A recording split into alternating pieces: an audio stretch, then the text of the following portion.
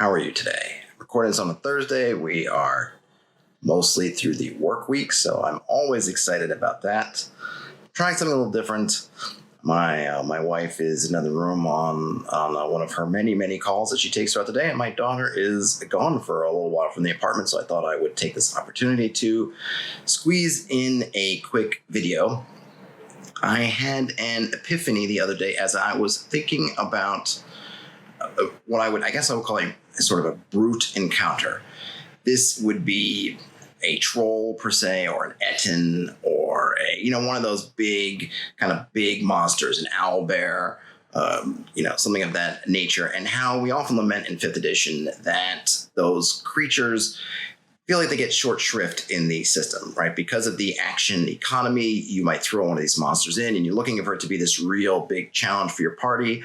But because of this disparity in the number of actions per turn between the party and the creature, they're quickly overwhelmed. There have been many attempts to try to alleviate this, but the epiphany I had was that maybe we're looking at it in the wrong way, or maybe there's an alternative way to look at it, and that is, instead of counting on these big bruiser encounters, these big bruiser creatures for long encounters, is to look at them almost like we might look at a trap or some kind of environmental effect, where they're going to come in and have a big bang, maybe cause the party a little bit of anxiety, cause them to throw out some powers, and then not worry so much if they don't make it past 1 or 2 rounds. An example, a fictional example, and I'm going to use the movie rather than the books, just because visually I remember it better, is in Lord of the Rings and Fellowship of the Ring, when the party is in Moria and the goblins attack, or the orcs attack, and they have a cave troll with them. You want to think about it in meta terms. I'm not sure how many rounds that whole thing takes, but it's only maybe a couple of rounds, maybe a little bit longer. But of course,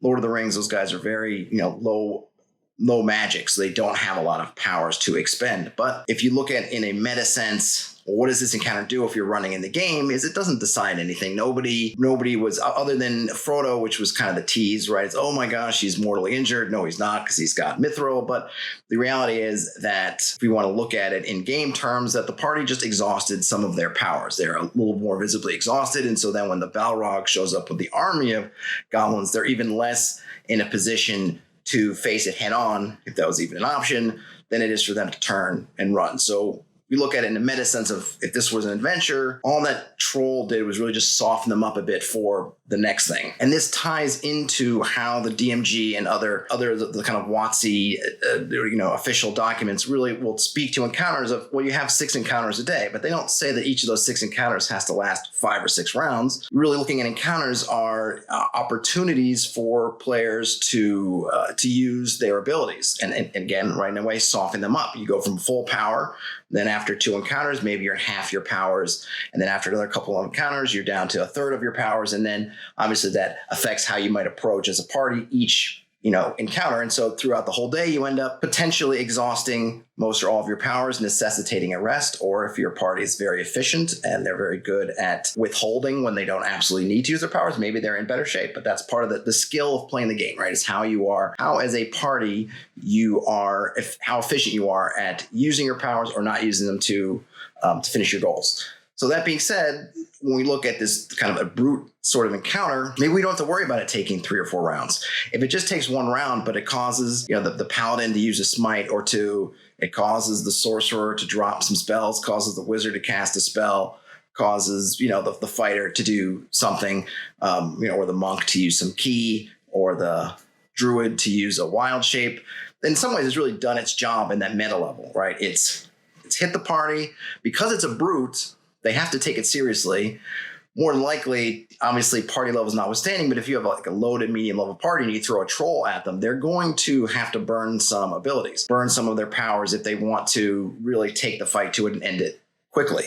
And which is really, again, from a meta level, all you're looking for as a GM is, I want these things for them to be at least having to think about, having to ponder using powers. And that creates the great sort of decision making, the cleverness on the party side, because maybe this troll, bam, runs into them and they don't want to. They know they're in a dangerous spot. They know there's other things afoot that they need to be careful of. So now all those decisions of whether I need to spend this smite now, or whether I should hold it, whether I should cast a spell now, or whether I should wait, all become, very interesting decisions. If we're looking at these brutes and we look at them not so much as a marquee encounter, but more of almost, like I said, an environmental trap, almost we could think about what kind of things we might need to do to them behind the scenes to give them more of that value. So if we were looking at the other side, we're saying, well, we want to extend the fight, right? We might look at, okay, we want to give it resistances, or we want to be able to have it save against effects for multiple turns, or we want to have powers that fire off on multiple turns, or some ways to keep it alive like that.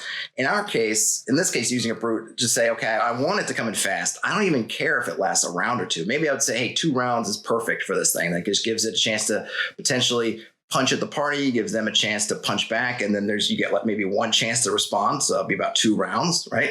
And then if it's dead or running away, that's perfect. So in those cases, really what things I want to do is maybe initiative, maybe pump up its initiative. It doesn't have a high initiative already, because I want to try to make sure that it can act.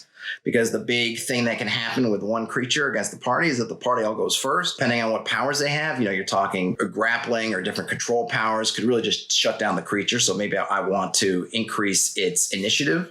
I don't care about its hit points. Right. I don't care at all about it. I'm happy if the party can take it down in 2 turns, or even in 1 turn if the creature goes first. I may not even care about that. So I don't care about its armor class in particular. I don't care about its hit points. I might care about pumping up some of its offensive values, or giving it a couple of offensive powers, maybe even ones, again, to work in tandem with the initiative. So maybe some kind of pouncing surprise attack for a creature to really give it that first round oomph, which, it just as a surprise, if it, again, like a trap, right, it gets sprung on you, makes it much more interesting. And then 2, make sure you get that 1 action in, because you want to get that, I feel like you need to get that first action in to put the fear in the party.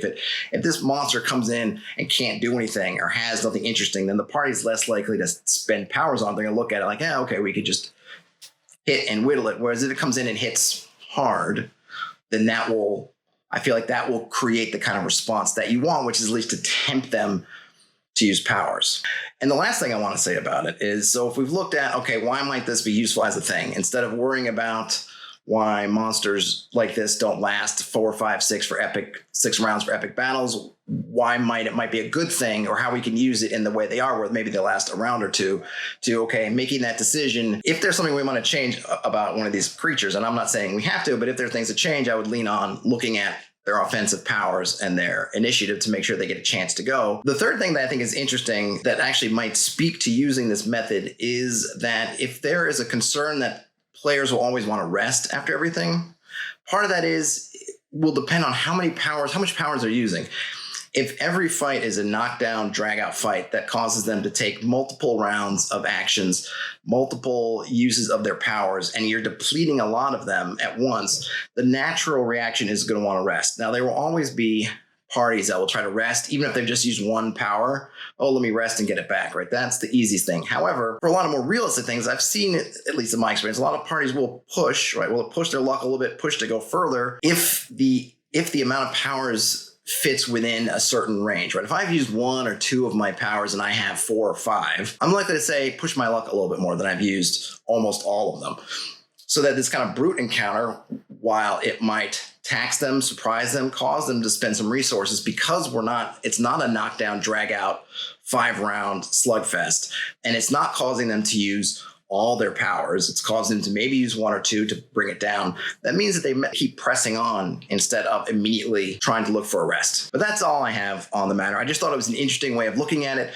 Let me know if you have thought about using kind of those big bruiser, brute monsters in that way, stuff like owlbears or trolls or giant spiders or anything else that, right, we think about as being kind of solitary, at least for the most part, monsters. And instead of worrying about, oh my gosh, they don't last so long, is really just trying to make a big impact with the time that they do have on the fictional Earth, and seeing if in being in that mindset allows you to use them in some different ways. One thing that I just thought about is, you always have the trope of the party listening at the door. Well, what if some big brute then just knocked down the door and came at them in the hallway, right? And just clubs spinning or claws flying, and really just put a whole different kind of spin on that opening a door encounter. And then it doesn't matter if it only takes a round or 2 to go down, if it causes them to fire off some spells, maybe some healing, something like that.